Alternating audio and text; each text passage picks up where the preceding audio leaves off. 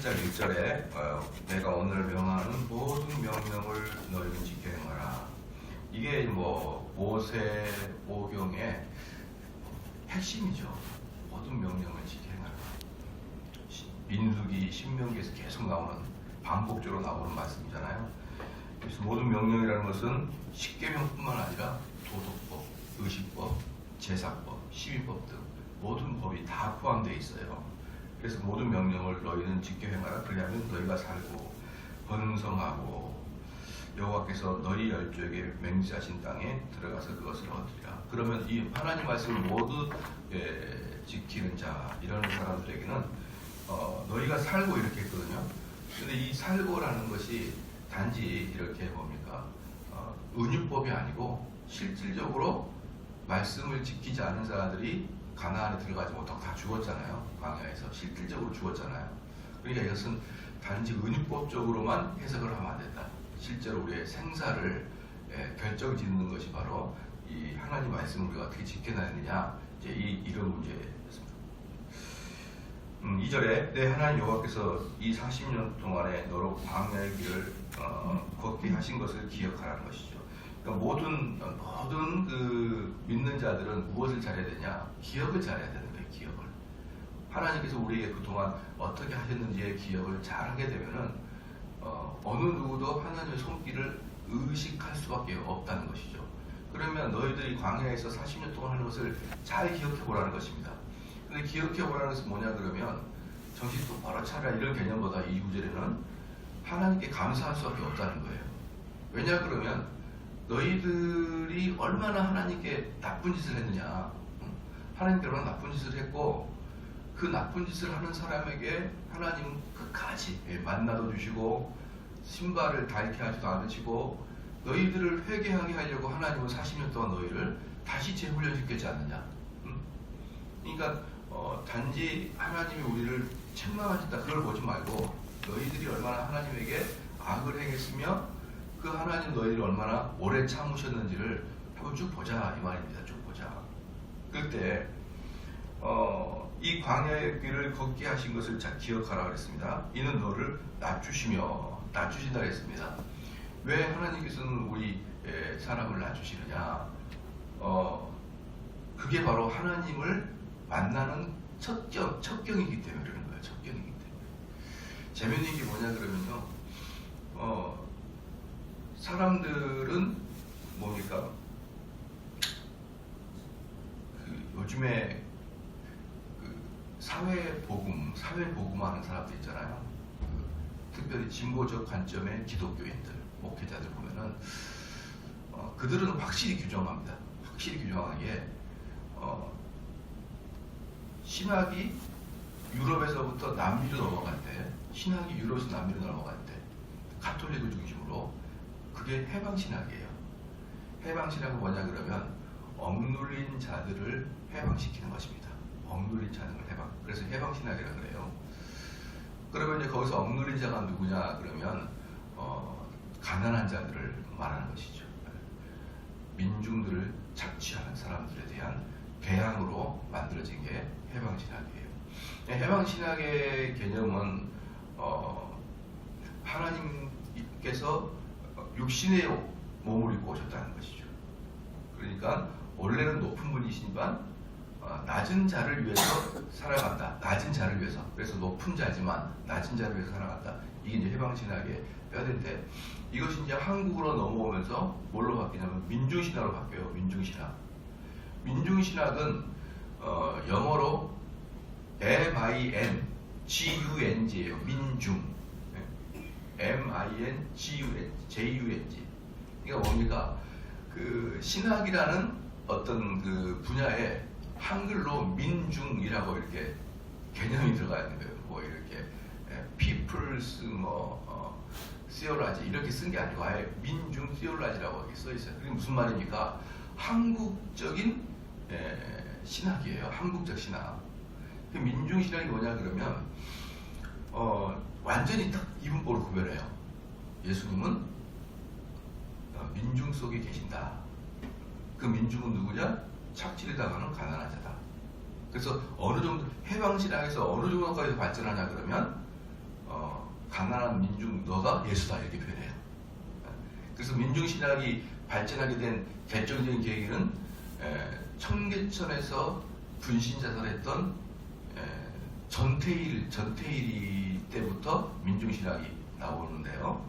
그 전태일이가 분신하면서도 얼마나 열악한 환경에서 일을 하거든요. 허리도 필 수 없는 곳에서 머리를 숙이고 들어가서 하루 종일 미싱을 해야만 겨우 먹고 살 수 있도록 그렇게 열악한 환경에서 전태일이가 분신을 하게 되면서 이제 데모를 일으키는데요. 이제 그걸 보면서 진보적 관점의 신학자나 목사들이 아이고 이게 무엇이냐 이렇게 하면서 성경에서만 갇혀있던 신학을 현장으로 끌고 와서 그 전태일이가 2000년 전에 예수님께서 전태일이로 분장해서 내려왔다라고까지 표현을 합니다. 전태일이를 거의 현대 예수. 그러면서 그들이 뭐라고 하냐면 가난한 자 바로 너가 예수다 이렇게 이제 표현해요. 가난한 자 속에 예수. 그러면은 우리는 어떤 사람 속에 들어가야 됩니까? 아주 돈 없고 권력 없고 힘없는 자 속에 목회자는 들어가는 거예요. 그러니까 해방신학은 뭡니까? 가난한 자를 높은 자의 입장에서 해방시켜준다 그러면 한 단계 더 나가서 민중신학은 가난한 자 속으로 들어가서 가난한 자가 돼서 그 가난한 자를 섬기는 것을 민중신학. 여러분 어때요? 그럴듯하잖아요. 그래서 이 민중신학이 모든 그 곳에 지금 내면에 쫙 깔려있어요. 보편적인 교회 안에서도 가난한 자. 그런데 여기 봐보십시오. 여기 보면은요, 이스라엘 백성은 어떤 자였습니까? 430년간을 노예로 생활했던 사람이에요. 430년을 노예로 생활했고, 그리고 돈도 절도 없는 광야의 길을 걷고 있는 자들을 뭐라고 하느냐? 낮추신다 그랬어요. 그러니까 이 낮추신다는 것은 뭡니까? 단지 경제적인 문제, 사회적인 주의 문제가 아닌 걸 여러분 아시겠죠? 아무리 돈이 없어도, 아무리 사회적으로 비천한 자일지라도 그 마음에 교만할 수가 얼마든지 있어요. 얼마든지. 아니, 다시 말해서 돈의 문제, 내 권력의 문제, 사회 위치의 문제와 내 마음의 겸손과 교만은 아무 관계 없습니다. 저는 이 한국교회가 이걸 깨닫지 않으면 여전히 저 해방신학과 민중신학 속에서 허덕일 수밖에 없는 것이에요. 저는 이번에 그 어떤 목사님이 도대체 이들이 뭘 주장하는지 제가 인터넷을 좀 봤어요. 깜짝 놀랐습니다. 깜짝 놀라요. 생긴 건 정말 사악하게 생겼던 이쪽 신학자가 강의를 하다가 거의 입에서 하는 도중에 자기가 흥분해가지고 욕이 나와요. 욕이 나오는데 누구를 욕할 때 욕이 나오냐면 이 꼴통 보수 개신교 신학자들 목사들 그러더라고요. 그러면서 XXX 아니면 우리를 완전히 마귀 취급하면서 이야기를 하는데 이 꼴통 보수 개신교 목사들이라는 거예요. 왜? 저희들은 그 가난함을 실제적 가난으로 보지 않거든요. 그러니까 그들의 입장에서는 민중 속의 예수인데 예수를 거절하는 게 저희죠. 여러분, 그러나 정통 보수주의자들은요, 이 가난함을 경제적 가난으로 보지 않습니다. 아시겠죠?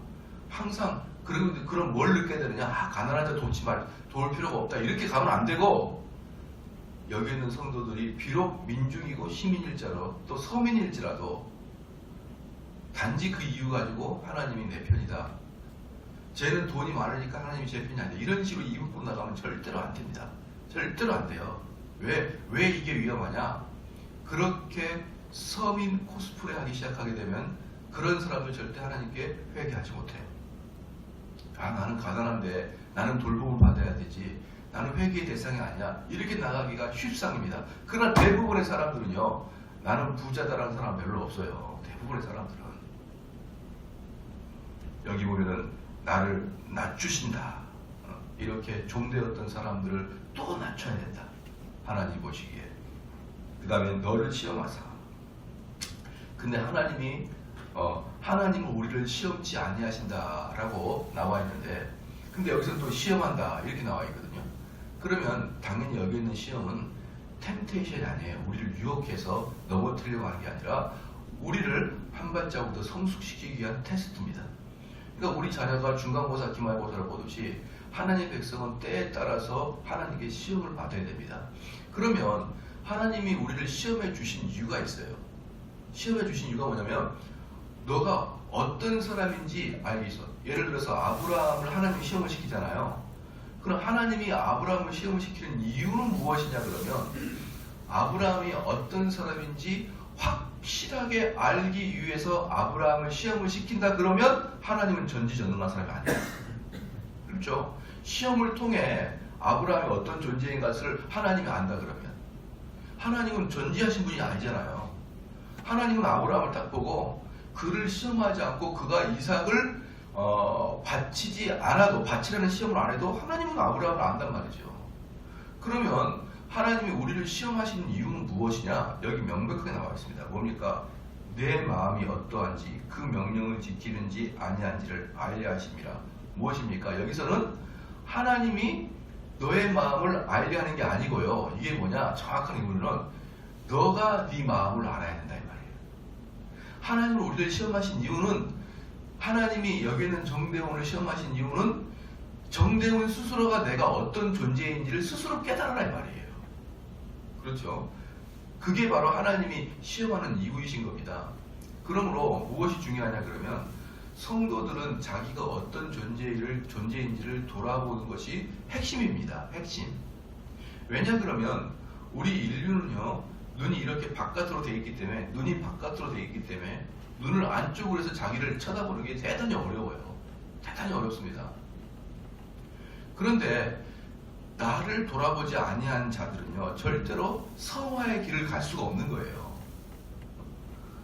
정말 다른 사람들은 비평하는데 너무나 익숙하죠. 너무나 익숙해요. 어떤 분들은 그럽니다. 막 자기가 아이가 어릴 때는 정의로워서 어떻게 얘를 그렇게 신앙생활도 잘 안 하도록 키웠냐. 또 어떻게 그렇게 주일이면은 그렇게 얘가 어릴 때 어디 캠핑 가고 그러냐. 주일을 안 지키고 어디 태권도 심사를 보러 주일에 가냐. 한참 그렇게 떠들었던 교사가 자기 자녀가 고3 되니까 딱 학원에 보내버려요. 남의 이 잘못은 그렇게 눈에 들어오는데 자기의 잘못은요 그렇게 너그러워옵니다. 그렇게 요즘 주일을 꼭 다 지키는 게 성수냐 그 마음이 이렇게 하면서 자기가 젊었을 때는 자기 아이들이 어릴 때는 그렇게 정의롭게 딱딱 주일을 지켜야 된다 이야기하면서 자기 자녀가 고3 딱 되니까 어느샌가 너그러워가지고 아마 집에서 그랬겠죠. 아이가 아빠 월화수목금까지는 학생들이 어떻게 학원을 다녀?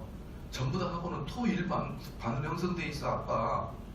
그렇게 하면 그러냐? 어쩔 수 이렇게 엄청나게 쉽게 넘어가는 거예요. 엄청나게 쉽게. 왜 그렇습니까? 자기를 스스로 돌아보지 않으니까. 남은 그렇게 판단하기 쉬운데 자기는 판단하지 않으니까. 그래서 하나님께서 우리를 시험하시는 것은 인간 정대운이 네가 누군지 너가 스스로 똑바로 놀라라. 그럼 아브라함에게 이삭을 바친 이유가 이삭을 바치라고 하는 이유가 뭘까요? 아브라함이 이삭을 바치라는 이유는 믿음이라는 게 얼마나 헌신돼야 되는 것을 보여주는 거예요. 아브라함에게 그리고 모든 사람에게 믿음이라는 것은 이만큼의 헌신을 필요한 것이다라는 걸 보여주는 것이에요. 그래서 이 아브라함 입장에서는 이삭을 바치면서 얼마나 믿음이 성장했을까요? 하나님이 그 팔을 잡으시고 이미 예비하신 양을 갖다 바치는 그 아브라함의 그 하나하나의 과정 속에서 아브라함의 믿음을 얼마나 급성장을 했겠느냐 이 말이에요. 그렇게 급성장을 해줘야 무엇이 됩니까? 믿음의 조상이 되는 거예요. 믿음의 조상이. 그냥 되는 게 아니고 3절에 너를 낮추시며 너로 줄이게 하시며 또 너도 알지 못하며 내 열조도 알지 못한 만나를 내게 먹이신 것은 보십시오. 여기선 재밌어요. 너를 낮추시고 줄이게 하셨다. 이건 여러분 복입니까? 복이 아닙니까? 너를 낮추게 하시고 너를 줄이게 했다. 배고프게 했다. 이건 복인가요? 복이 아닌가요? 복이에요. 복.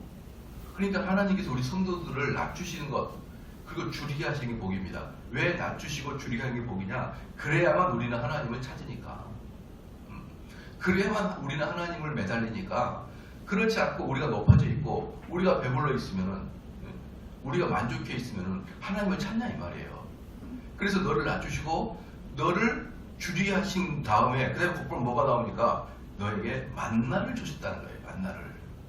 그러니까 목마른 자가 우물을 찾듯이, 배고픈 자가 땅을 찾듯이 너희가 영적으로 하나님 말씀에 기갈해야 하나님을 간절히 찾는다 이 말입니다. 그래서 하나님 우리를 때때로 낮추시고 줄이게 하십니다. 그리고 만나를 주시는데요. 이 만나는 원어로 뭐라고 했습니까? 여러분 기억나나요? 만나의 뜻이 뭐죠? 이게 뭐야? 이 뜻이에요. 이게 뭘꼬? 뜻입니다. 이게 뭐꼬? 이게 만나라는 뜻이에요. 이게 무슨 뜻이냐?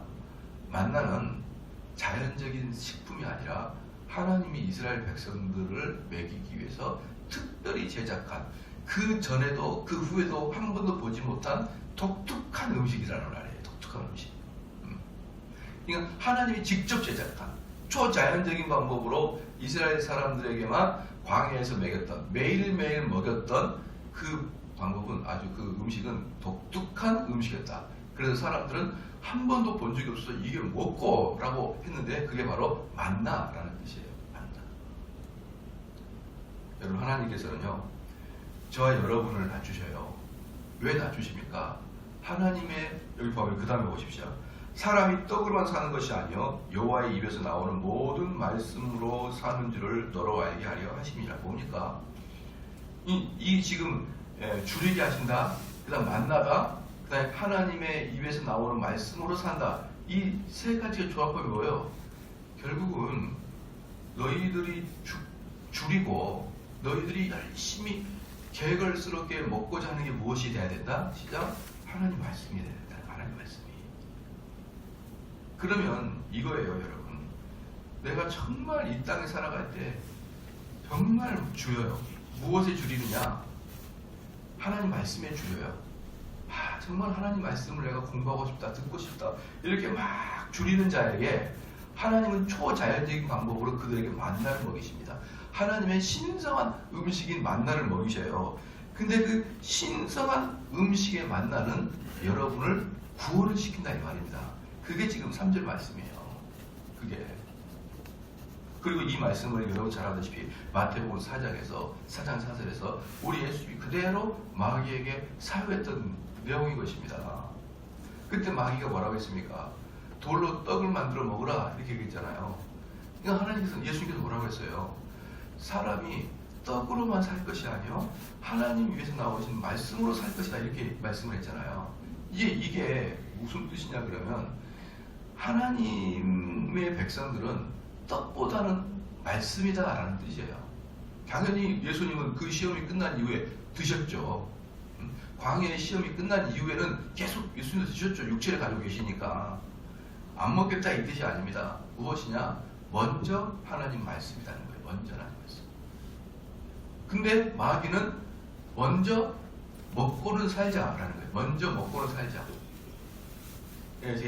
제가 그래서 민중신학 강의를 들어보니까 그 얘기 하더라고요. 참, 이분들이 정말 하나님 알기를 참 뭘로 알구나 라고 느껴지는 게, 죄송합니다만 그 사람들이 표현한 것들을 제가 그대로 표현을 해볼게요. 이렇게 얘기합시다. 사람이 배고프고 사람이 먹을 게 없는데 신이고 뭐고 뭔 필요합니까? 이렇게 얘기하더라고요. 배고파 죽겠는데. 하나님이고 뭐고 뭔 필요해요? 일단 먹고 먹어야지. 그 다음에 하나님이고, 그 다음에 믿음이고, 그 다음에 말씀 순종이, 이런 게 나오는 것이지. 먹지도 못하는데, 그러면서 참, 이들은 진짜 하나님을 알기를 정말 가볍게 하는구나. 그리고 또 하나 물어볼게요. 여러분, 지금 못 먹은 사람이 누가 있습니까? 우리 한번 몇 명이나 될까요? 아주 특별한 사람 외에는 거의 없어요. 찾아보기가 힘듭니다. 왜? 지금 못 먹는 사람 국가에서 또 다 복지를 해주니까 먹고는 삽니다. 그러면 더 이상 민중신앙이 필요가 없죠. 그것처럼 하나님의 진리가 아니고 그 당시 시대상을 방영하는 신학들은요 3, 40년만 지나면 없어지기 마련입니다. 그렇게 표현하더라고요. 먹을 것도 없는데 굶어 죽게 생겼는데 신이고 뭐고 뭐 필요합니까? 이렇게 얘기해요. 서로 그게 바로 딱 너희들의 마음이다. 근데 우리 예수님 뭐라고 했습니까? 하나님은 사람은 떡으로만 살 것이 아니에요. 그게 무슨 말이라고요? 먼저 하나님 말씀으로 살아야 되는데 못 먹어도 하나님 말씀으로 살아야 된다. 못 먹어도 내가 목에 풀칠을 해도 하나님 말씀부터 살아라. 어제도 제가 말씀드렸잖아요. 어떤 목사님께서 왜 그렇게 하나님 말씀을 고지못대로 강력하게 전하지 않습니까? 그랬더니 아유 우리 교인들 상황을 보십시오. 그냥 훅 하면은 다 날아갈 거리. 그렇게 믿음이 연약한 자들인데 이들한테 그냥 순도 100%인 복음을 그대로 전했다가 이들이 아이고 나는 교회에 위로받으러 왔는데 저 목사님 설교 들어보니까 위로는커녕 아주 내 속을 뒤집어 놓는구나. 그리고 다 떠나버릴 거 아닙니까? 지금 그 목사님 뭘 본 거예요? 상황을 보잖아요. 현실을. 먼저 하나님 말씀을 전파하는 게 아니라 딱 현실을 보니까 고지고대로 전했다가는 전부 다 도망갈 것 같거든요. 그러니까 다 어떻습니까? 그냥 타협해 버리는 거예요. 그냥 한둘이 아닙니다. 한둘이 아니에요. 한국교회가 멸망하는 아주 근본적인 이유가 무엇인지 아십니까? 근본적인 이유는요. 물론 이게 이제 닭이 먼저냐, 달걀이 먼저냐, 계란이 먼저냐 이런 차이인데요. 근본적인 문제는 장로님들이 목회자를 뽑을 수밖에 없는 구조가 근본적인 문제예요. 그러나 닭이 먼저냐, 계란이 먼저냐고 말하는 것은 뭐냐면 또 그 장로님을 목회자가 또 뽑은 거나 마찬가지이기 때문에 누가 잘못이라고 말을 할 수 없을 만큼 누가 먼저냐고 알 수가 없어요. 그런데 어쨌든 이제 돌아가는 현실에서 보면은 장로님들이 구원받지 않는 상태가 장로가 될 수가 있다 이 말이에요. 그러니까 구원받지 않는 자임에도 불구하고 교회에서 열심히 한다고 해서 그를 장로감으로 보는 목회자의 시선도 문제다 이 말이죠. 그럼 이제 그렇게 열심히 해요. 사회적 위치에서 상당히 이제 뭐 높은 위치에 올라가 있고 돈도 많이 벌고 근데다가 교회에서 열심히 봉사하고 이러니까 아 저 사람은 장로감이구나 이렇게 보는 거예요. 그러니까 그 사람의 내면과 그 사람의 거듭남의 열매가 목사들이 기준이 없는 거예요. 기준이.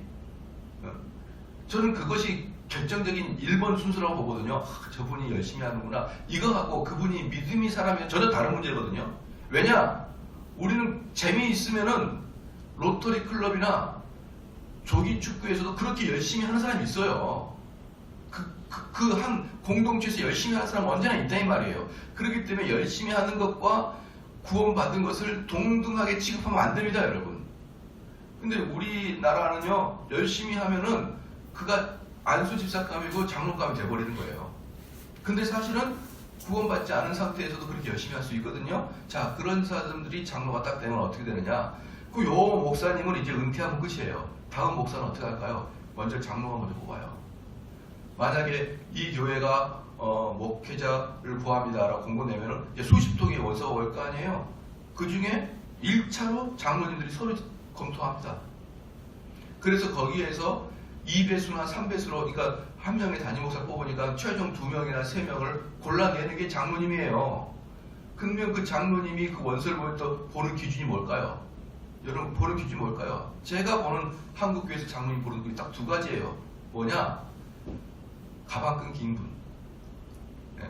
일단 가방끈 짧으면은 일단 원서에서 탈락됩니다. 제가 교회에 탈락돼버려요 그냥. 최소한 우리 교회를 이끌어갈 분은 명문대를 나오고 미국에서 학위를 받아오는 분들이 우리를 이끌어가면 좋겠다라는 생각이 있죠, 기본적으로. 그래서 탈락합니다. 2번째가 뭔지 아십니까? 이건 첫 번째랑 2번째랑 순위를 논할 수가 없어갖고 삐까하는데요. 뭐냐? 장로 말에 고분고분 잘 따라줄 사람이에요. 그 다음에 2번째가. 그래서 그분들을 조사합니다. 성품이 온유한지, 말씀이 온유하게 전하는지, 이걸 딱 보고 판단합니다. 그리고 2개로 판단하기 때문에 그곳에 오는 목사들은 다 장로에게 코가 끼어가지고 딱 교회 들어와요. 그래가지고 무슨 하나님 말씀 전합니까? 이 말 전하려 그러면 A라는 장로가 생각나고 이거 저러면 B라는 장로가 생각나고 에이 모르겠다. 죄는 하나도 지적하지 말고 뭐 하자? 좋은 말만 하자. 그럼 이 사람도 저 사람도 저 사람도 아무도 양심의 가책을 느끼지 않은 그저 그렇고 흐뭇한 설교로 지나갑니다. 이게 여러분 한국교회 망조예요. 망조. 네? 정말 그래서 그랬다니까 얼마 전에 한 500명 되는 목사님 제가 목회하지 마세요. 뭘 그런 마음으로 목사를 합니까? 목사님 현실 파악하려고 목사하지 마세요. 가서 장사하세요. 장사. 왜 그런 줄 아십니까? 목회자는 아무리 돈을 많이 벌어도요. 그렇죠? 벤치 끌고 다니기 좀 민망해요. 근데 장사하시는 분들은 돈 많이 벌면 벤치도 끌고 다니도 아무도 누가 뭐라 하지 않아요. 좀 한 번 사는 거 떳떳하게 살아야죠. 타고 싶은 것도 좀 타고 쓰고 싶은 거 쓰고. 왜 그렇게 목사한다 그러면서 이도저도 못하고 살아갑니까? 저는 그런 분들 진짜 다 계급장 떼고 나가야 된다고 생각하는 거고요. 그렇죠? 네. 제가 보는 한국교회 망조는 두 가지입니다. 두 가지. 그 두 가지에 우리는 빠져버려야 됩니다. 근데 그 두 가지의 핵심 뭡니까? 현실은. 그래가지고 뭐예요? 한 500명, 1000명, 2000명 되는 곳에 그냥 앞에서 설교하신 목사님들을 다 보면요. 제가 옛날에 한 번은 한 3000명 되는 교회에 설교하러 갔는데 제가 설교하다가 그냥 한마디 하고 내려오려다 성화되는 관계에 참았어요. 장로님들이 눈을 감고 앉아있는데 젊은 목사를 무슨 나는 가수다 이런 데서 심사하는 듯한 심사위원처럼 앉아있는 거예요. 심사위원처럼 목사가 설교하고 있는데 제가 보고 내가 깜짝 놀랐어요. 니네들이 뭔데 지금 나를 심사하고 있냐? 이렇게 말하고 싶은 거예요. 얼마나 무시무시한지 모릅니다. 얼마나 무시무시한지 몰라요. 여러분 이게 무엇에서 나옵니까? 현실을 직시할 때 비로소 우리는 두려움에 빠지는 거예요. 두려움에. 우리는 어때요? 최소한 풍랑을 보지 말고 파도를 보지 말고 예수님 봐야 될 거 아니에요.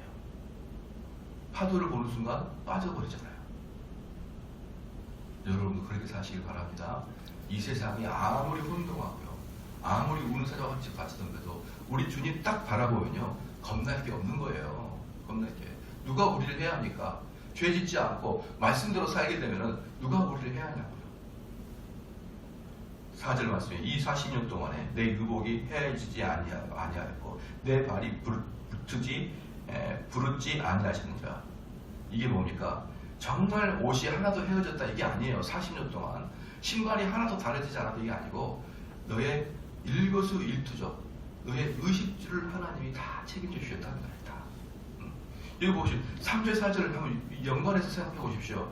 우리 사람은 이 세상의 것에 떡으로 만족하지 않고 하나님 말씀으로 만족하여 우리는 살고 거기에 비해서 하나님은 우리의 의식주를 하나같이 다 챙겨주신다 이 말이에요. 5절 말씀에 너는 사람이 그 아들을 징계한 같이 내 하나님 여호와께서 너를 징계하시는 줄을 마음에 생각하라. 너희들이 그렇게 돌았던 것은 너희들이 하나님 말씀을 듣지 않았기 때문에 징계를 받은 것이니 그걸 잘 기억하라. 그 다음에 6절 내 하나님 여호와의 명령을 지켜 그 도를 행하며 그를 경외할지니라. 이 도가 뭡니까? 상당히 사람들이 자꾸 그리스도의 도 이러니까 뭔가 도사, 깨우침 뭐 그런 거 같잖아요. 그럼 우리는 다 알지 않습니까? 한문을 알잖아요. 우리는 그 도자가 무슨 도자입니까? 길도자예요. 길도자. 이게 뭡니까? 하나님이 말씀하신 그 길을 가라 이 말입니다. 그 길을 가라. 그러니까 그리스도의 도 또는 십자가의 도 이렇게 말하거든요. 그 십자가의 도가 무엇이냐라고 할 때 길이라는 말입니다. 길. 십자가로 가는 길이에요. 그렇기 때문에 십자가의 도는 뭐냐 그러면요. 제가 늘상 강조를 해드리지만 가만히 앉아서 어떤 것이 십자가를 지는 것인지를 여러분들이 그 길을 가는 것을 선명하게 알아야 됩니다. 왜? 길은 우리가 자주 왔다 갔다 하다 보면은 선명하게 알거든요. 그래서 여기서 가만히 앉아서 눈을 감아도 저는 여기서 상속역까지 어떻게 가는지를 다 알아요. 몇 번째 가면 뭐가 슈퍼가 있고 뭐가 미용실이고 다 한단 말이에요. 그러면 우리 성도들도 어때요? 구원의 길에 대해서 여러분들이 자꾸 왔다 갔다 해야 되는 겁니다. 이 구원의 길이 뭐예요? 칭의부터 시작해가지고 성화, 영화 이 과정 자체를 전체가 구원의 도거든요. 이 구원의 도를 왔다 갔다 여러분이 선명하게 알고 있어야 구원받은 자라고요, 여러분. 아니 구원의 길을 가보지도 않은 자에게 무슨 구원입니까? 여러분 구원 어떻게 받습니까? 물어보면 아무도 몰라요. 그냥 예수님을 입으로 영접하는 거 아닙니까? 이 한마디밖에 모르면 안 될, 그건 구원의 도가 아니죠. 구원의 어떤 한 센텐스죠.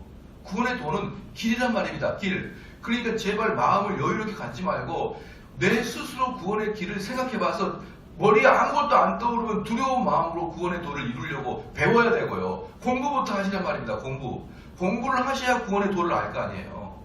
그런 다음에 그 길을 걸어가야죠. 도대체가 왜 교회를 나오는지 모르겠어요. 구원의 도를 모르면서 왜 교회를 앉아있냔 말이에요. 그냥 앉아서 하나님의 은혜만 받으려고요. 그런 건 없는 겁니다, 여러분. 항상 여기서 하나님의 도, 그리스도의 도, 구원의 도 이런 모든 것들은 길이라는 뜻이고 길은 우리가 자꾸 왕래하는 거예요. 왕래하는 것입니다. 여러분 배워야 됩니다. 십자가의 도, 구원의 도, 하나님의 도 배우지 않냐면요. 여러분 속에 먼저 머릿속에 이론으로 가득 차 있지 않냐면요. 절대로 그 길을 못 갑니다. 절대로 못 가요. 그러더라고요. 제가 대학 다닐 때 당구를 치잖아요. 다 대학 다닐 때. 그러면은 성급한 마음에 그냥 처음에 칠 때 30이거든요. 30 치다가 막 치다가 또 50 올리고 올릴 때 기분이 좋아요. 올려놓고 나면 돈 무르는데도 돈 무른 것을 둘째 치고 100까지 올리는 기분이 얼마나 좋은지 몰라요. 사람들 주변에서 야 너 이제 당구 점수가 이제 한 100은 올려야겠다 이러면 또 기분이 좋아요. 애들이 나를 실력을 인정해 주는구나. 그런데 제가 200까지 치다가 이제 그 다음에는 안 쳤거든요. 근데 200까지 칠 때 대학교 1학년 때부터 시작해가지고 거의 10년 쳤어요. 10년 치니까 한 200 치더라고요.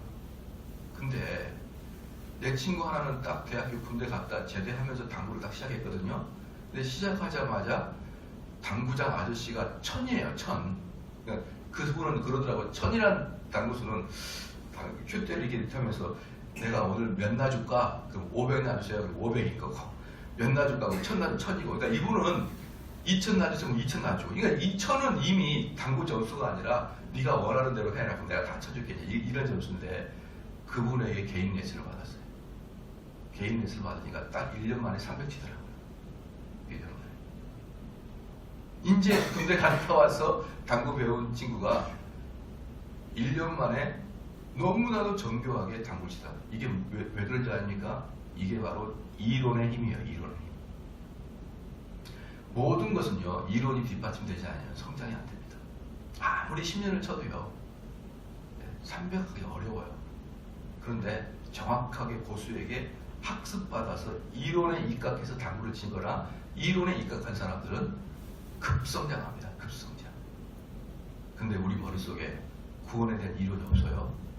그럼 어떻게 성장합니까? 절대 성장 못해요. 절대 성장 못해요. 여러분 꼭 마음에 기억을 하셔야 됩니다. 이걸 기억하셔야 마지막에 우리 성도들에게 이것만큼 큰 은총이 어디 있습니까? 우리 사도 바울이 뭐라고 했습니까? 네가 무엇을 믿는지 항상 말할 걸 준비하라 그랬잖아. 준비하라. 그러면 다른 사람이 여러분에게 야, 널 뭐 믿냐? 그러면 쫙 이야기할 걸 준비해야죠. 내가 어떻게 믿고 있고 내가 믿는 것은 의미가 무엇이고 쫙 이렇게 준비해야 되죠. 글쎄 교회 다니지 뭐. 아니 하나님 믿지 뭐. 이렇게 돼버려요. 여러분 큰일입니다. 큰일이에요. 마지막에 수능을 앞에 두고 있는 사람이 2차 방정식도 모르는 상태랑 똑같습니다. 얼마나 두려운 존재입니까? 그래서요 6절에 내 하나님 여호와의 명령을 지켜 그 도를 행하여 그를 경외할지니라. 그 길을 걸어가는 것이 하나님을 경외하는 삶입니다. 그 길을 걸어가는 것이. 7절에 내 하나님 여호와께서 너로 아름다운 땅에 이르게 하시다니 곧 그것은 골짜기에서든지 산에든지 시내와 분천과 샘으로. 뭡니까? 이 사막에서 너가 있을 가나안 땅만 뭡니까? 물이 많다는 거예요. 재밌죠? 가나안 땅만 물이 많아요. 저는 참 재밌는 게 야 하나님은 정말 신비롭구나 이렇게 했거든요. 우리나라는 뭐가 많냐면 지하수가 많아요. 지하수가 우리나라는. 그러니까 우리나라는 전반적으로 물 위에 떠 있다고 보면 돼요. 근데 다른 나라는 지하수가 별로 없어요. 그럼 지하수가 별로 없는데 어떻게 물을 만들는지 아십니까? 어떻게 물을 만들까요? 높은 산을 만들어요. 높은 산을. 그럼 여기 끝은 어때요? 일교차가 심합니다. 그럼 얼음이 딱 생겨요. 만년설이라고 하죠. 만년설. 거기서 매일마다 물이 녹아 내려가요. 야, 정말 하나님의 이 오묘하심이라는 건 말도 할 수 없어요. 아무것도 없는 사막이에요. 사막인데 높은 산 만들어 놓으면 거기서 물이 만들어지는 거예요. 그래서 거기서 철철철 물이 넘칩니다. 44천. 하나님은 이렇게 정말 위대하신 분이에요. 바로 이스라엘이 그래요. 헐몬산이라고 높은 산이 이스라엘 북쪽에 있거든요. 거기는 만년설이에요. 거기서부터 흘러나온 물이 전체 이스라엘 적십니다. 말할 수 없이 아름다운 분이신 하나님은 위대하신 분이에요. 그 다음에 골짜기에든지 산지에서든지 시내와 분천은 뭐냐면요, 원어적으로 말하면 눈에서 눈물이 터지다라는 뜻이에요. 지금 뭡니까? 땅 속에서 물이 솟아나는 것이. 그러니까 헐몬산에서 물이 딱 녹잖아요. 그럼 이게 사막으로 쑥 들어갑니다. 여러분 사막으로 쑥 들어가요. 그러면서 이스라엘 사는 가나안 평지에 들어오면 이게 땅에서 솟아나요. 그래서 뭡니까? 오아시스도 만들어지고 샘도 만들어지고 다 사막인데 얼마나 놀랍고 은혜롭습니까? 8절에 밀과 보리의 소산지요 포도와 무화과의 송이와 감람들의 나무와 꿀의 소산지. 어제도 말씀드렸죠. 곡식, 포도주, 기름이 이스라엘의 3대 기쁨의 재산이에요. 그죠? 근데 여기서 또 나옵니다. 이게 밀과 보리는 소산, 곡식이죠. 포도와 무화과와 송이와, 그 다음에 이것은 포도주죠. 그 다음에 감람은 뭡니까? 올리브나무예요. 올리브 기름, 이런 것들인데, 그 다음에 꿀의 소산. 이 이스라엘 사람들이 말하는 꿀은 상당히 많은 부분에 자연에서 나는 꿀이 아니에요. 자연에서 나는 꿀, 이건 석청이라고 해요. 석청. 여기서 말하는 꿀은 뭐냐? 포도잼입니다. 포도잼. 포도를 진이겨서 그걸 이렇게 나는 포도잼을 꿀이라고 해요. 여기서 말하는 꿀. 그 다음에 9절에 너의 먹는 식물에 결핍함이 없고 내게 아무 부족함이 없는 땅이며 그 땅의 돌들은 철이요 산에서는 동백하죠. 이 물질도 많다는 겁니다. 음식뿐만 아니라 물도 있죠. 음식이 있죠. 그 다음에 물질, 철과 동도 많이 난다. 그런데 사실은 철과 동이 다른 지역에 비해서는 그렇게 많이 나지 않는데, 여러분 사막이 쓸모가 없는 이유가 뭐냐면요, 사막은 석유가 안 나면 쓸모가 없어요. 즉 다른 광물이 거의 안 납니다. 사막은. 근데 현대에 와서 보니까 지금 그때는 몰랐는데 현대에 와서 보니까 이스라엘 사해 있죠. 사해. 그 바다 밑에 인류의 마지막 광석들의 자원의 보고라고 그럽니다. 사해 밑이 전부 다 자원이래요. 철로 막 엄청난 자원이, 그것도 인류 마지막이라고 합니다. 그게. 하나님의 말씀은 정말 시건치 아니하신다. 그죠? 시건치 아니하신다. 그래서 10절에 네가 먹어서 배불리고 내 하나님 여호와께서 옥토로 내게 주셨음을 인하여 그를 찬송하려다. 여기 보십시오. 여러분 3절에 뭐라고 했습니까? 사람이 떡으로만 살 것이 아니다. 이렇게 얘기했죠. 그러니까 우리 인간은 하나님을 섬길 때 우리는 현실을 보지 말아야 말입니다. 현실을 보지 말고 먹을 것. 네가 하나님 말씀만 제대로 따라가고 제대로 전하면 하나님은 뭐 하겠다는 거예요? 그 다음 4절부터 10절까지 뭡니까? 풍성하게 준비를 해주시겠다는 건데, 풍성하게 준비해 주겠다는 거예요. 그러니까 우리 사람은 하나님의 말씀에 그 길을 가려고만 노력하고 살아라. 그러면 너희들의 생계는 내가 불꽃 같은 눈으로 너를 내가 쳐다봐 주겠다. 너를 건강하게도 할 것이고, 너를 힘차게도 할 것이고, 너 다리를 튼튼하게도 할 것이고, 너의 생계도 내가 책임져 줄 것이고, 옷도 떨어지게 안 할 것이고, 신발도 해지게 안 할 것이고, 너를 하나하나 내가 돌봐주겠다. 걱정하지 말고 너 하나님 말씀을 따라 순종히 살아라. 이렇게 지금 말씀하고 계시는 거예요. 여러분 믿어주십니까? 이렇게 사시기를 주의로 축원합니다. 기도하시겠습니다. 하나님 아버지, 참으로 감사합니다. 모세의 설교에서 정말 너희들은 조상들의 광야의 40년을 돌아보고 그 안에서 하나님의 은혜를 발견하라고 설교한 모세의 이 말씀을 우리도 기억하게 하여 주시옵소서. 우리가 이날 이때까지 살아온 모든 것들이 하나님의 은혜가 아니면 도저히 살아갈 수 없다는 것을 우리는 고백하옵나이다. 정말 우리는 이렇게 큰 은총을 받았음에도 불구하고 여전히 현실 때문에 하나님을 섬기지 못하는 그런 우리를 범하지 아니하도록 지혜를 허락하여 주시옵소서. 오늘도 어떻게 먹고 살까가 아니라 오늘도 어떻게 하나님 말씀에 순종할까를 고민하는 저희가 되게 하여 주시옵소서. 감사드리며 예수님의 이름으로 기도합니다. 아멘.